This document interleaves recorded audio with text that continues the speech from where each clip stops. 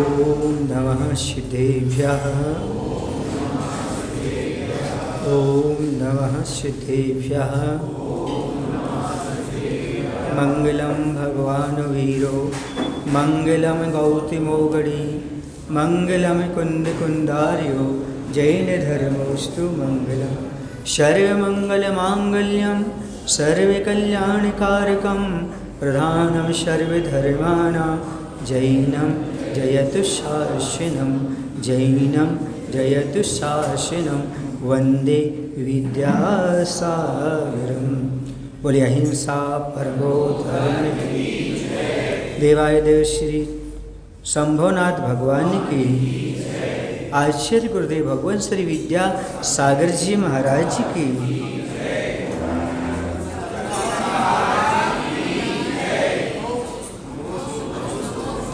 हम सभी लोग आज आचार्य भगवंत के प्रति विनयाञ्जलि समर्पित करने के लिए उपस्थित हैं। संसार में बहुत सारी घटनाएं होती हैं। एक घटना सुखद होती है, दूसरी दुखद होती है। एक घटना ऐसी होती है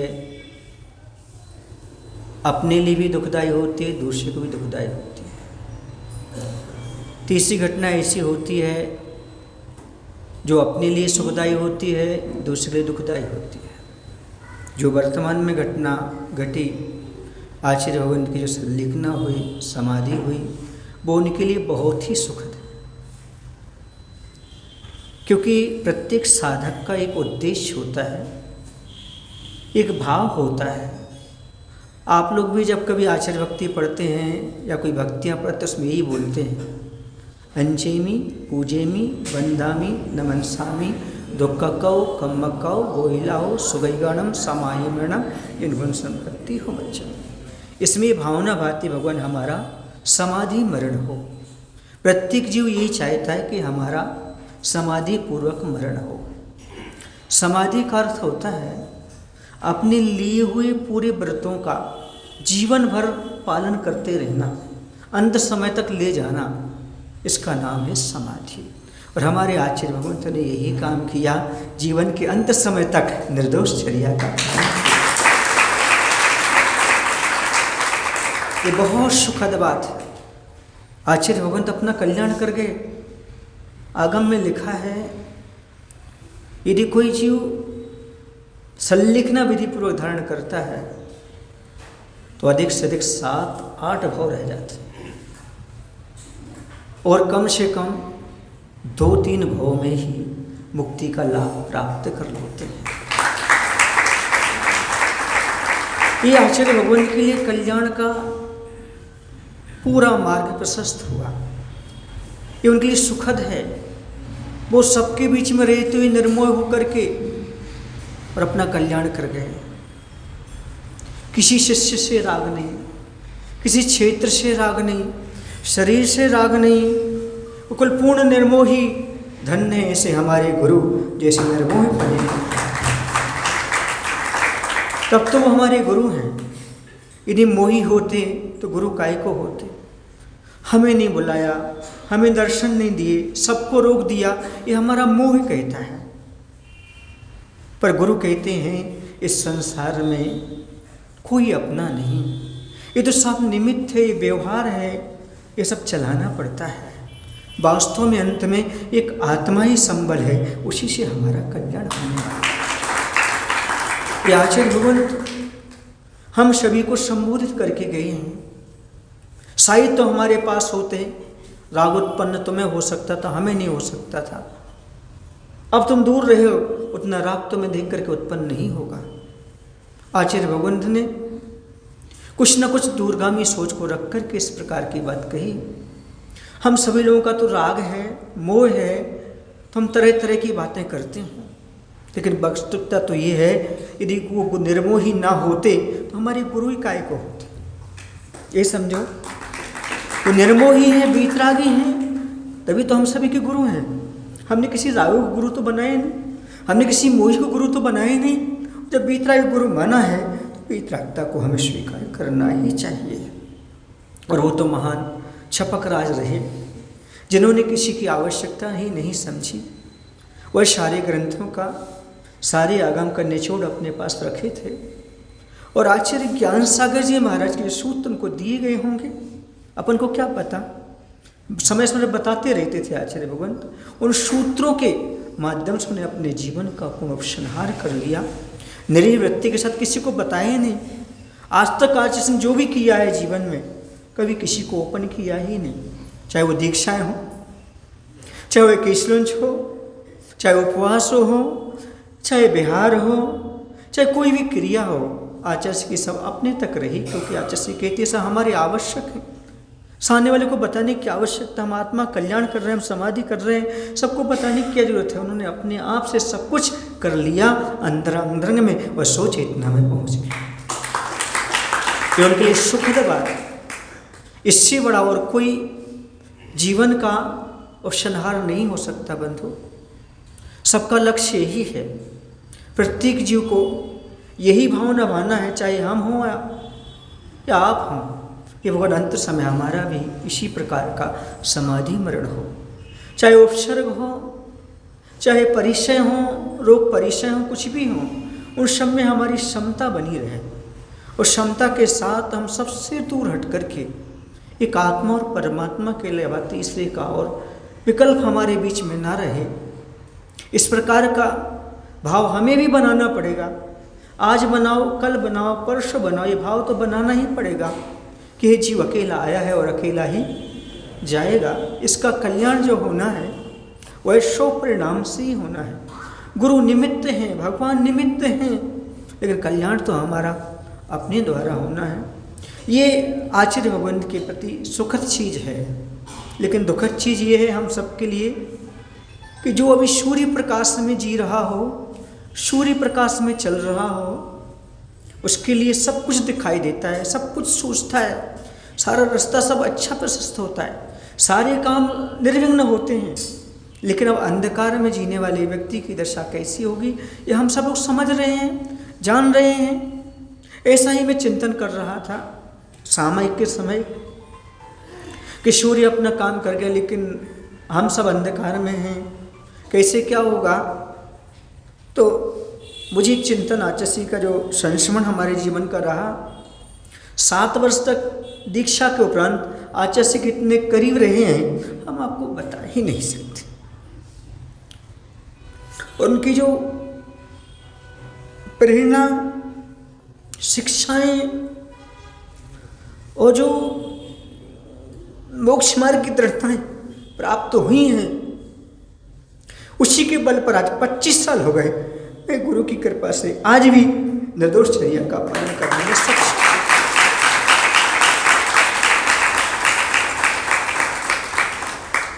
तो वो संस्मरण मुझे याद आया।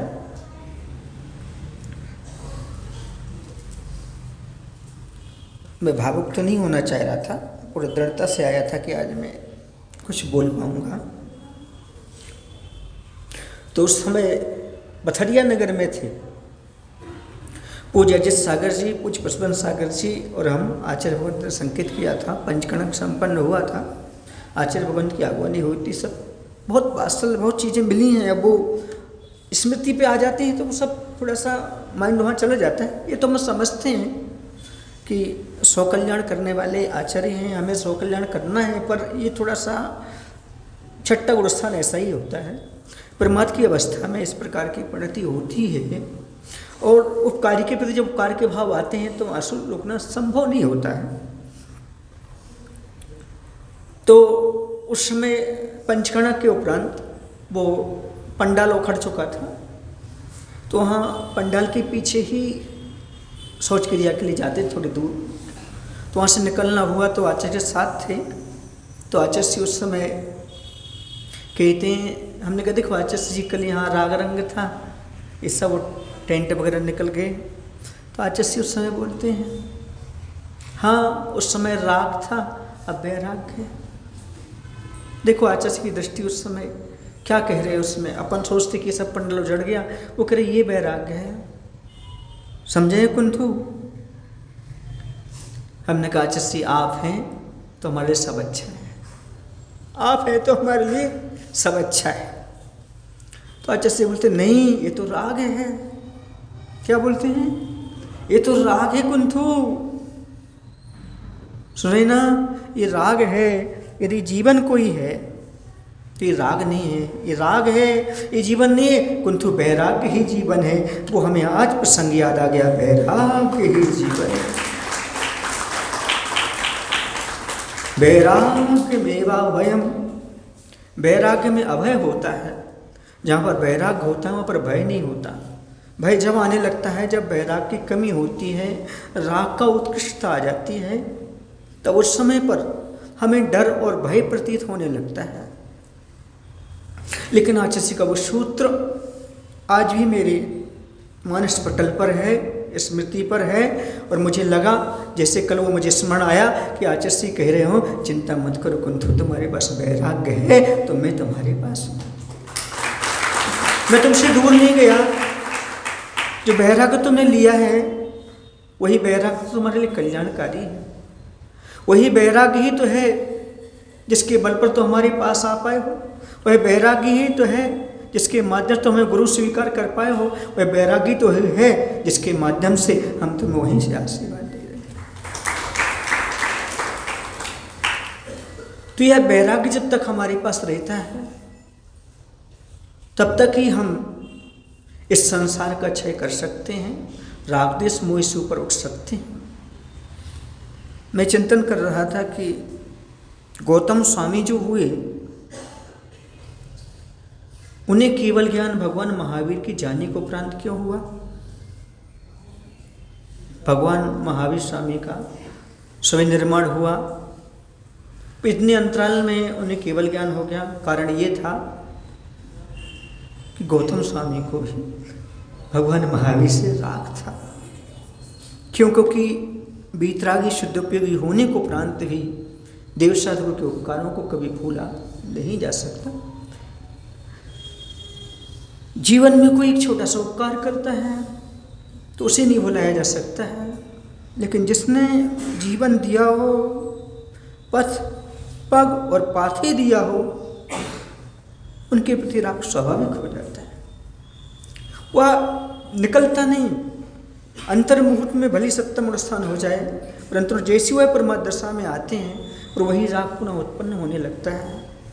अभी मैं मानस बनाकर यही आया हूँ कि मैं अपने गुणस्थान को उत्कृष्ट बना करके अपनी बात को रख पाऊंगा कि उपकारी के अलावा संसार में कोई हमारा व्यवहार में कल्याणकारी नहीं है। और उपकार करने वाला वही होता है जो हमारे लिए अहित के मार्ग से बचा करके हित के मार्ग में प्रशस्त करता है, सच्चे मार्ग में लगाता है। हम रागद्वेष मोह में पड़े हुए हैं, उस रागद्वेष मोह से बचा करके जो हमें सत्पथ पर लगाते हैं, वही हमारे हितैषी हैं, वही हमारे मित्र हैं, वही गुरु हैं, वही माता हैं और वही पिता हैं। इसलिए गुरु हमारे सर्वस्व हैं।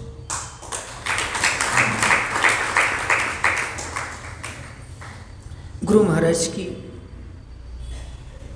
वह मर्म स्पर्शी तलस्पर्शी बातें, देखो ये संसार है, इस संसार में आना जाना लगा हुआ है। उन्होंने बहुत अच्छे से व्याख्या की, उत्पाद व्यय ध्रुव युक्तम सत।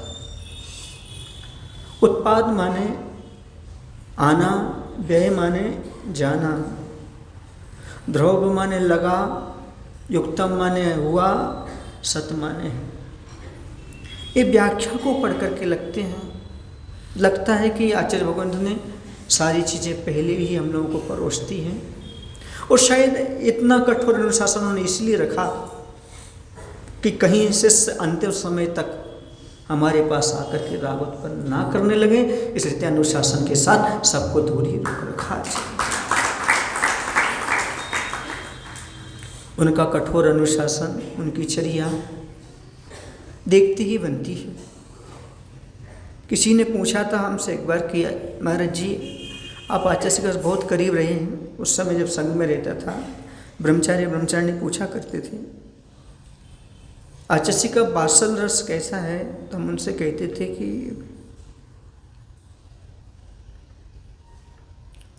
आचार्य का बासल गन्ने के रस जैसा। गन्ने का रस ना उष्ण होता है और न शीत होता है, संत शीतोष्ण होता है, मीठा भी होता है, लेकिन उससे ले लिया जाए तो बरीचक होता है, अंदर की जो बेकार है उसको बाहर फेंक देता है। ऐसे आचार्य बासल में ऐसा रस पिला देते हैं, हमारे अंदर के बेकार सब बाहर निकलते हैं।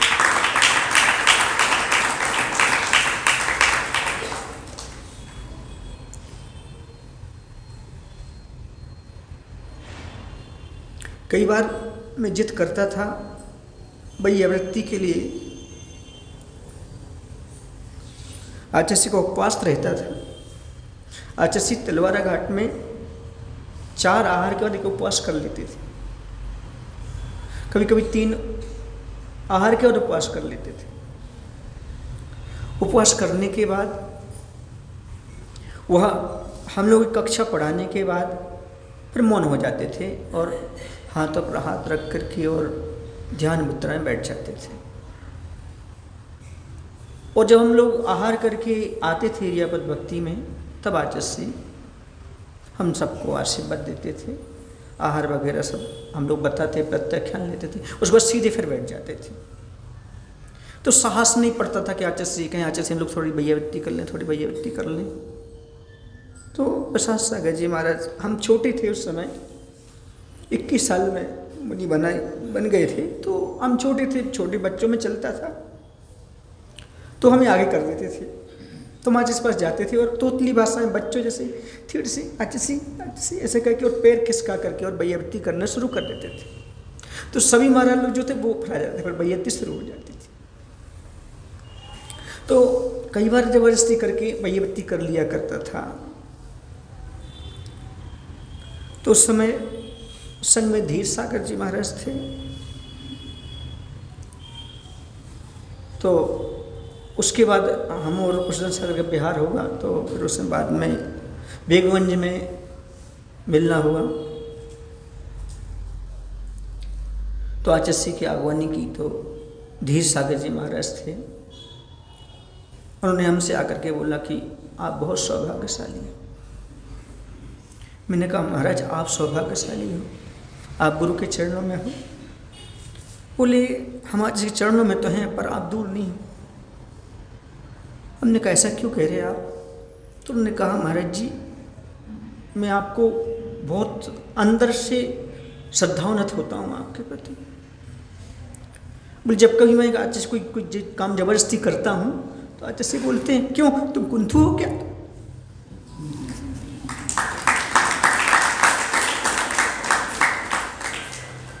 मतलब आचार्य इसको याद रखते कि वो बच्चा हमसे जबरदस्ती करता है।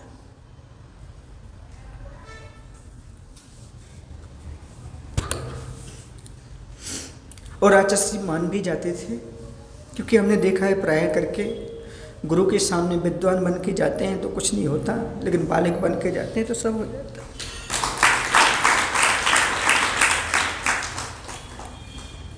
ऐसे ही नीरज सागर जी महाराज छपारा के ब्रह्मचारी थे। नीरज वो आचार्य के पास आजीवन व्रत की निवेदन करने के लिए गए, तो उन्होंने आजीवन व्रत मांगा। ये 2010-11 की बात है, जब मैं उस समय सेपुरा भटौनी में था। तो उन्होंने आचार्य से कहा आजीवन व्रत दो। तो आचार्य हंस कर बोलते हैं कुंतु सागर हो क्या? बोले क्यों? उन्होंने कहा बोले कुंतु सागर ने कई व्रत ही नहीं मांगा, ब्रह्मचारी प्रसन्न ने दीक्षा श्री दीक्षा मांगी थी, आचार्य हमें दीक्षा दे दो। आचार्य को इतना याद था कि मैंने व्रत नहीं मांगा, दीक्षा मांगा। मतलब उस समय की बात है। ये हमने 94 में 95 निवेदन किया था। आचार्य को 11-12 में याद था। देखो आचार्य कितना याद रखते थे, किसने हमसे क्या मांगा है, क्या कहा है, ये सब बातें आज स्मृति में आती हैं तो अपने आप को संभालना मुश्किल हो जाता है। हम भी इस चीज़ को समझ रहे हैं, आप भी समझ रहे हैं। और सबसे बड़ी बात तो ये है कि आचार्य ने पर्युषण पर्व के बीच सत्य धर्म के दिन अपने सत्य को प्राप्त कर लिया।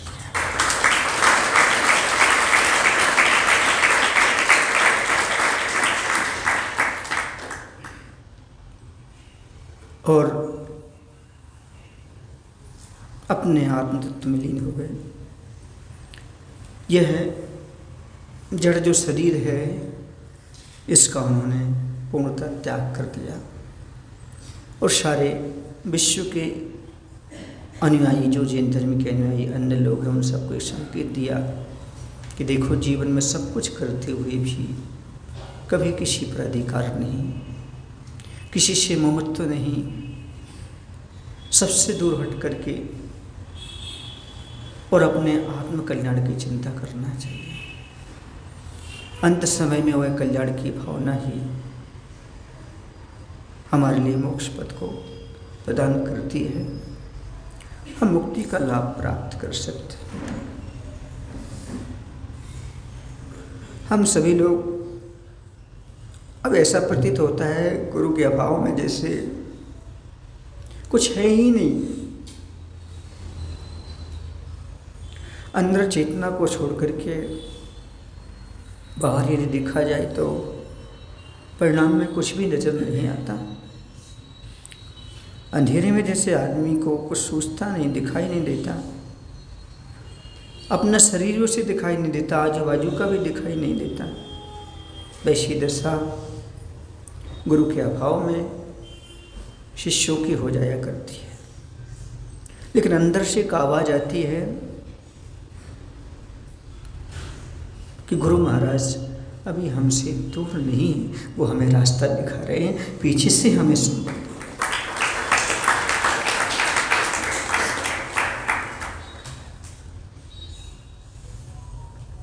मैं गुरु महाराज के चरणों में यही निवेदन, यही प्रार्थना करता हूँ, हे गुरु महाराज, जैसे आपने निर्दोष शरिया को पालते हुए, सबसे निरीह होते हुए आत्मकल्याण किया, ऐसा हम सभी लोग करें। बोले आचार्य गुरु विद्यासागर जी।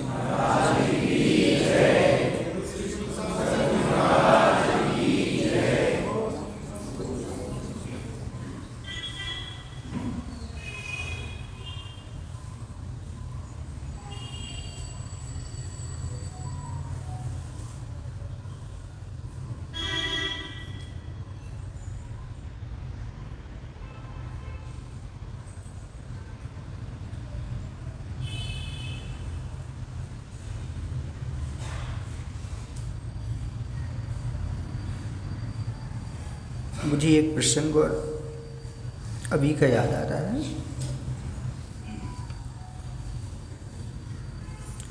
जब बेंगलोर आया तब यहाँ के समाज ने चातुर्मास का निवेदन किया। अध्यक्ष जी के जैन साहब, नीतीश भाई, राकेश, आलोक, वैभव, ये सभी लोग, और कौन थे आपके साथ? कपिल, हाँ ये तो थे, लेकिन जब आचार्य के पास पहुँचे तब की बात करें। निवेदन तो सबने किया। जब ये लोग पत्र लेकर के आचार्य के पास पहुँचे तो इनके लिए समय दिया गया, समय पर बुलाया गया। आचार्य के पास बैठे, आचार्य के पत्र दिया, आचार्य ने अच्छे से स्वीकार किया, आशीर्वाद दिया। इन लोगों ने अपनी सारी बातें रखी, आचार्य सब सुना, आशीर्वाद दिया। उसके बाद इन्होंने बताया भी कि आचार्य जी हम लोगों ने अमृत कुंड की व्यवस्था कर रखी है, शुद्ध पानी की व्यवस्था भी है, कुआं भी है। तो आचिस ने कहा क्यों आपके यहाँ बरसात होने लगी क्या, ऐसा बोला था ना। आप उससे चर्चा की।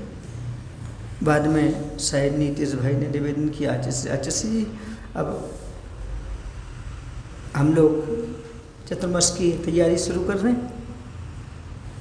आचिस से बोलते हैं रुको अभी, जल्दी नहीं करो, संकेत पहुंच जाएंगे। ये आचिस की हमेशा अनुकंपा बनी रही,